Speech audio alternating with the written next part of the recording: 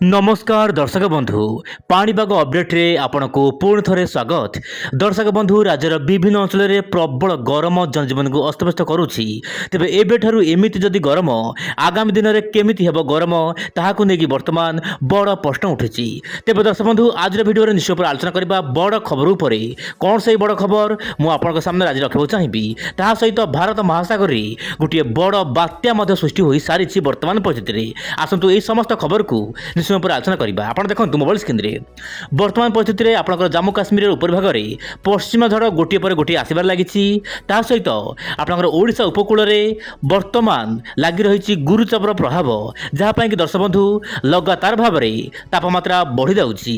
आपण mobile screen देखंतु पाणीपागर tweet जहा दिया जाइछि मिनिमम टेम्परेचर बा सर्वनिम्न तापमात्रा रे विशेष किछि परिवर्तन होबार आशंका नहीं आगामी 4 रु 5 दिन मध्य। ता मान दर्शक बंधु आगामी 4 रु 5 दिन राज्यर विभिन्न अंचल में गरम गुलुगुली जनजीवन को अस्तव्यस्त करें। दिपर समय आपको गरम अनुमत हो पारे बोली जहाँ सूचना मिलूँ। भुवनेश्वर कटक में तापमात्रा बढ़िया सहित गरम देखा मिलूँ। बर्तमान देखा वायुर चलन केमिति रही सारा भारत वर्ष में। आप देखु दर्शक बंधु वर्तमान परिस्थिति में ओडिशा उपकूल में जो गुरुचाप बल सृष्टि होती जहाँपाई कि आपंकर गुरुचाप बल प्रभाव में सारा भारतर पाणीपाग को वर्तमान ओलट पालट कर कारण यही गुरुचाप बल प्रभाव में आपंकर उत्तर पश्चिम दिगु आप मोबाइल स्क्रीन देखु जो उत्तर पश्चिम दिगु शुष्क वायु आसूला ताकू वर्तमान प्रतिरोधक कर गुरुचाप बल समुद्र यथेष परिमाण जल बाष्पूर्ण वायु जाऊँगी जहाँपाई कि उत्तर पश्चिम दिगु शुष्क वायु आसूला ताहा वर्तमान थमी जाइए। आप मोबाइल स्क्रीन देखु वर्तमान दर्शक बंधु उत्तर पश्चिम दिगु यही भाई आसूला जहाँपाई कि ओडिशा रे गरम परिवर्ते शीत देखा मिलूला। शीतर प्रकोप भल था और राज्य विभिन्न अंचल में थुरु होता। वर्तमान परिस्थिति दर्शक बंधु राज्य शीत बदल में खरा देखा मिलूँ कहीं गुरुचाप बल सक्रिय रही समुद्र जल बाष्पूर्ण वायु जाऊँगी। वर्तमान परिस्थिति आप मोबाइल स्क्रीन देखु भारत महासागर में वर्तमान बहुमात्रा सक्रिय रही सहित बंगोपसागर तल लाटिट्यूड रे लगातार सक्रिय देखा मिलूँ।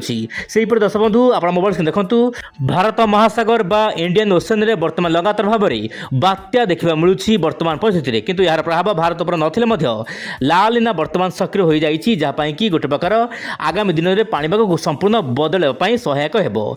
तेज दर्शक बंधु आप मोबाइल स्क्रीन देखु जो वायु जाऊँगी आपंकर जो ओडिशा आड़ को सामुद्रिक वायु जहाँपाई कि वर्षा तो होना किंतु आपंकर कुहुड़ी मात्रा देखा मिलूँ किंतु केतक अंचल तापमात्रा बढ़िया सहित गुलुगुली मात्रा देखा मिलूँ। वर्तमान आप दृश्य को देखु दर्शक बंधु ईसीएम डेवलप मॉडल आकलन अनुसार बंगोपसागर और अरब सागर वर्तमान संपूर्ण शांत रही किंतु बंगोपसागर तल भाग मुझे कहली श्रीलंका आखपाख अंचल में लगातार भाव दर्शक बंधु घूर्णिबल सक्रिय रोचे जहाँपाई कि श्रीलंका भल वर्षा देखा मिलूँ। तेज भारत महासागर बा इंडियन ओशन में वर्तमान परिस्थिति में लालिना धीरे धीरे पॉजिटिव बड़ जाऊँगी किंतु वर्तमान दुर्बल स्थिति रही कि आगामी दिन में परिस्थिति भयंकर हो पारे और काल बैशाखी मात्रा बढ़ी पारे किंतु गोटे बात्या सृष्टि होती दर्शक बंधु भारत महासागर बा इंडियन ओशन में यार प्रभाव में माडगास्कर द्वीप में प्रबल अति प्रबल वर्षा हो पारे बोली जहाँ विभिन्न मॉडल आकलन कर मोबाइल स्क्रीन देखु किंतु यही बात्यार प्रभाव भारत पर न रहा किंतु आगामी दिन में परिस्थिति बदली पारे। वर्तमान जो वायु आप तल लाटिट्यूड जाऊँगी जिते मार्च मास एप्रिल मास हो सामान्य उपरको उठब आप देखो यही उपरको उठब जहाँपाई कि भारत वर्ष में लगातार भाव में तापमात्रा बढ़िया सहित गरम गुलुगुली बढ़ सहित काल बैशाखी मात्रा बढ़िया पाग अनुकूल हो पारे।